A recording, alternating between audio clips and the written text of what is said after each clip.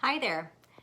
Thank you for joining me and welcome to Stranger Things Unscripted, episode number 2.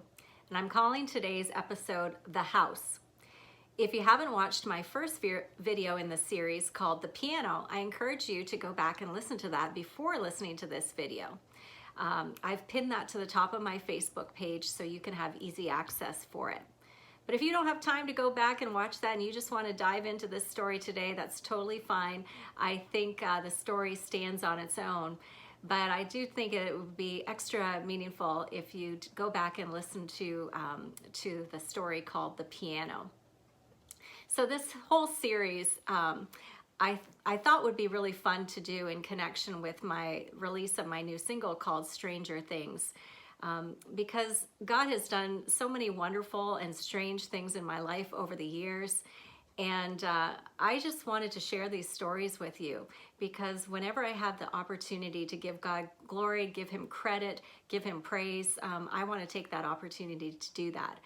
So it's always my hope that these stories would inspire some faith in your own heart, that you might begin to see and know God as a God of stranger things, unexpected things, unpredictable outcomes, and that in the middle of dark and troubling times, that there is always hope. There is always a way that can be made from no way when God's involved.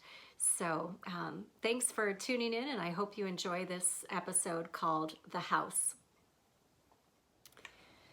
So if you've listened to episode 1 called The Piano, you'll know that the piano that I'm in front of was owned by my husband Matt before we were married. And he won this piano in a raffle. And it was very exciting. And at the time that Matt won this piano, he was living in an apartment. And he had no place for the piano. So he had to actually keep the piano at the store where it came from. And he used to go and visit it and all of that. But he decided that he would need to buy a house in order to have a place for this piano. So that's what he did. He found a house and he moved the piano into that. We kind of laugh because most people get the house first and then fill it with furniture and a piano.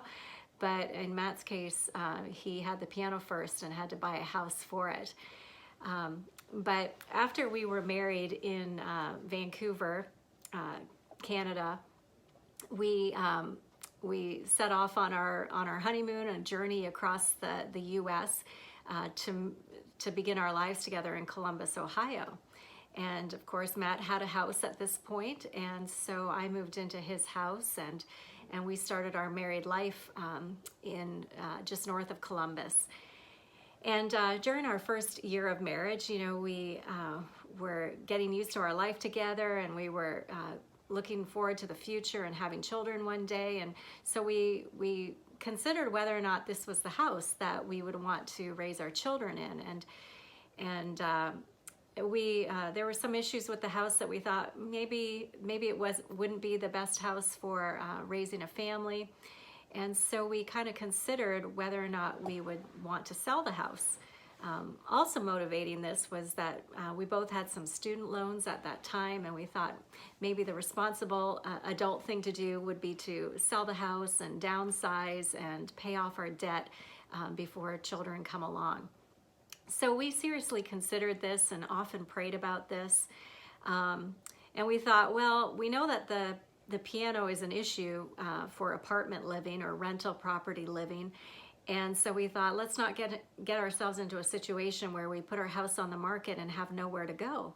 So we decided that we would kind of explore rental properties in our area and see if there might be something that we could afford that could also accommodate our piano. So we did that, and every place that we went, we were just disappointed in it. There was just no good place for a piano of this size. Although one day we did drive by a place that was just down the road from us, and they were like kind of like a townhouse almost, or duplexes. And we saw a rental sign in the yard, and so we popped out and we we walked up, we could tell nobody was living there, and we walked up to the front window and peered through, and it was this open floor plan, and we saw the perfect corner for our piano. And we thought, whoa, this house, this rental property would be perfect if ever we decided to sell. So we kind of tucked that in the back of our mind, and a short time after that, we drove by that property again, and the rental sign was gone. And so we thought, okay, well, I guess there's our answer. We're not moving into that place. And through all of this, we decided that we were going to stay put in our house. And so at that point, instead of looking for other properties, we just decided to make that house our home. And I decided that I wanted to wallpaper the kitchen, and so I got started on that project. So that alone should tell you that I had no intention of moving, because once you start wallpapering, you're probably going to be there for a while. So we were enjoying our home and looking forward to the future. And then one day we got a knock on the door. And this was a realtor standing at our front door, and she said, I don't know if you've ever thought about selling your house, but I have a client who is very interested in buying your house. She said they own a property, or they own a business that's just across the street from you guys, and they drive by your house every day, and they just think they would love to own your house. And we thought, this was the strangest thing we'd ever heard. A realtor knocking on the door and just randomly asking if you want to sell your house, and somebody wants to buy your house that hasn't even been inside of it. It was just such a curious thing to us, but we just quickly dismissed it, because we were wallpapering. We weren't going anywhere. So we told her thanks but no thanks, but we did keep her information. And over the next little while, one of us, said to the other person, hey, wait a minute, maybe we should at least consider this. I mean, we've been praying about this, and maybe this is God who knocked on our door, so to speak. Maybe he wants to redirect our steps here. And so we decided that we would at least have a conversation and entertain this idea. So we did talk with the realtor, and she told us more about the couple and what they were looking for, and reaffirmed that they were really interested in buying our house. But there was one little catch. They had signed a lease, and they couldn't get out of that lease until their year was up, and so they didn't want to buy our house for another year. And at this point we thought, well, if we're going to do this sale, then we want to get on with it and move on, because the sooner we can sell our house, the quicker we can pay off our student loans, the more we can start saving, the earlier we can start saving for a future and a family. So we were kind of disappointed at this point. Our hearts had become open to the idea, but these new circumstances were kind of disappointing to us.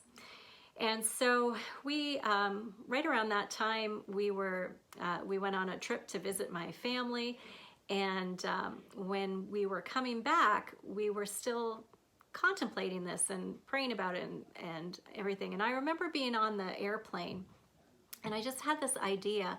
I thought, well, she said that they're in a lease, and we had been talking about a rental property, so maybe we should find out, where they're living, and if it's reasonable, who knows? Maybe we could take over their lease. And so when the plane landed, I was just so curious at this point, because it felt like it was an idea that kind of dropped into my head and heart out of nowhere. And I've had those experiences before, and so I wondered if God was actually leading me with those thoughts. And so at the first chance I got, I ran to a phone book. These were back in the days where there were still telephone booths and phone books around. And so in the airport, I ran to a phone book, and I looked up their address. And I could not believe it. I saw their address, And it was on the same street as our address. And I thought, oh my goodness, they live close by. And I wondered at that point, do they live in that one duplex that we saw that we thought might accommodate us?